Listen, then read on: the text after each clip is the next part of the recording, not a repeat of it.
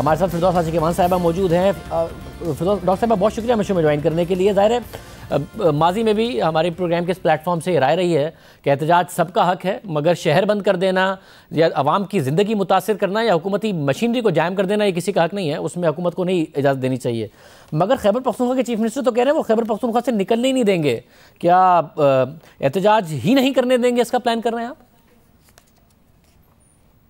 शाहजेब, एहतजाज करना पाकिस्तान के अंदर हर जमहूरियत पसंद शहरी का हक है और उस हक को ना कोई रोकेगा और ना उस पर हुकूमत कोई कदगन लगाएगी।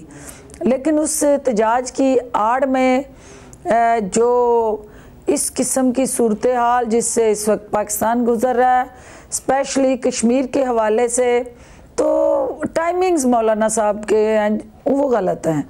उस पर एतराज़ है हमें उनके उस अमल पे एतराज़ नहीं है। हम ये कहते हैं कि इस वक्त आपने मोर्चे का जो चुनाव किया है, जहां आप पड़ाव करना चाहते हैं, वो मोर्चा गलत है। वो मोर्चा इस्लामाबाद की तरफ मार्च करने के लिए नहीं है। आप उस मोर्चे को टारगेट करें अपनी तोपों का रुख और फोकस हिंदुस्तानी दहशतगर्दी की तरफ, और आपका मोर्चा जो है वो लाइन ऑफ कंट्रोल पे होना चाहिए। मगर फिलहाल तो उन्होंने इस्लामाबाद आने का ऐलान किया है ना, 27 अक्टूबर को इस्लामाबाद आने देंगे फिर उन्हें? देखिए, मौलाना साहब अभी तक वसवसे और अबहाम का शिकार हैं।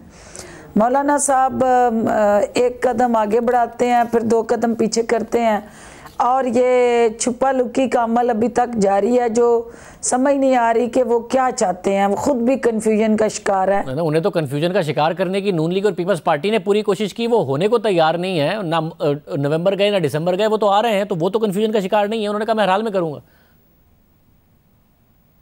देखिए, उनकी ये अभी जो भड़क है उसके अंदर कितनी जान है, और क्या ये तो एक ज़िद्दी बच्चे वाली बात है ना, कि जो किसी चीज़ पे ठान ले और वो कहे कि नहीं, मैंने ना किसी की सुननी है ना किसी की माननी है, जो मैं चाहूँगा वही होगा। तो मौलाना साहब अब उम्र के उस हिस्से में है कि जहाँ ज़िद जो है वो और हट दर्मी जो है वो अल्टीमेटली ना ये कौम तवक्को करती है उनसे, ना ये मुल्क उसका मुतहम्मल हो सकता है।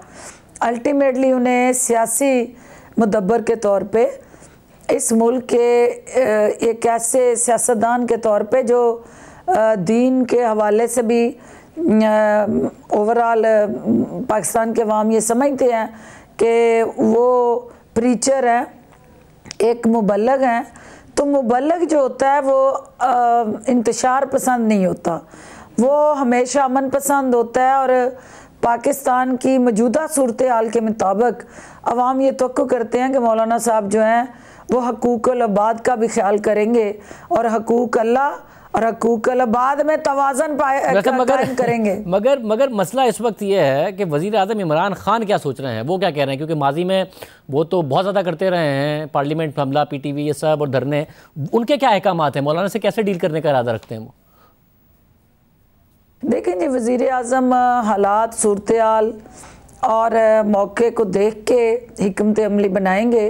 लेकिन एक चीज़ तय है कि इस वक्त जो है पूरी दुनिया को वज़ीर आज़म पाकिस्तान ने जिस तरह उस कश्मीर काज के लिए मतवज्जो किया है, वज़ीर आज़म कभी नहीं चाहेंगे कि वो बेसिक जो काज है इस वक्त, नेशनल काज जो है, जो इस वक्त कश्मीर हमारा दिफाई हसार है, और हिंदुस्तान ने जिस तरह हमारे उस दिफाई हसार के इर्द गिर्द ज़िंदगी को मफलूज किया हुआ है, तो दुनिया जो है कश्मीरियों से उस मौक़िफ़ से हट के किसी और मौक़िफ़ की तरफ मतवज्जो और सियासी अफरा तफरी इंतशार जो है, इसका पाकिस्तान मुतहम्मल नहीं हो सकता। इस वक्त कौम को यकजहती की ज़रूरत है। और ये सारा का सारा काम सिर्फ अपोजिशन की जिम्मेदारी है या खुद वज़ीर आज़म और हुकूमत की भी जिम्मेदारी है कि वो अपोजिशन से जाके ये बात कर लें, या अपोजिशन खुद आपस में एक दूसरे को समझाए और ये बात महसूस करे? हुकूमत क्यों नहीं बात कर लेती, इंगेज क्यों नहीं कर लेती अपोजिशन को कि जी आप ये ना करें, या जो मामला है उसको हम एड्रेस करते हैं? मौलाना साहब के इस यक तरफा अमल के साथ ना कोई सियासी जमात खड़ी मुझे नज़र आ रही है और ना पाकिस्तान के अवाम खड़े नज़र आ रहे हैं। अगर उन्होंने उनकी ख्वाहिश है कि वो मदरसों के बच्चों को अपनी इस ख्वाहिश की भेंट चढ़ाएं या अपने लिए अपनी सियासत को परवान चढ़ाने के लिए उन्हें अपना ईंधन बनाएं, तो फिर हालात के मुताबिक हुकूमत वक्त वो KPK में हो या यहाँ वो फैसले करेगी कि हमने मौलाना साहब की इस ज़िद और हट दर्मी के आगे क्या लाएअमल इख्तियार करना है। और मुझे ये नज़र नहीं आ रहा कि मौलाना साहब अल्टीमेटली अपनी जमात के अंदर भी इस बयानिए को बेच पाएंगे, क्योंकि उनकी जमात के अंदर भी इस वक्त जो है दो राय हैं और मौलाना साहब के साथ इस वक्त उनकी जमात की जो अक्सरियत है वो घूम घू का शिकार है और वो समझते हैं कि मौलाना साहब ने सियासी खुदकुशी के लिए ये मुनासिब वक्त नहीं चुना और ये एक दफ़ा फिर वो अपनी सियासी खुदकुशी करेंगे, क्योंकि हालात, सूरत हाल और मौका महल जो है इस किस्म के सियासी दंगल और एडवेंचर की इजाज़त नहीं देता। बहुत शुक्रिया। और साहब हमारे साथ मौजूद थे।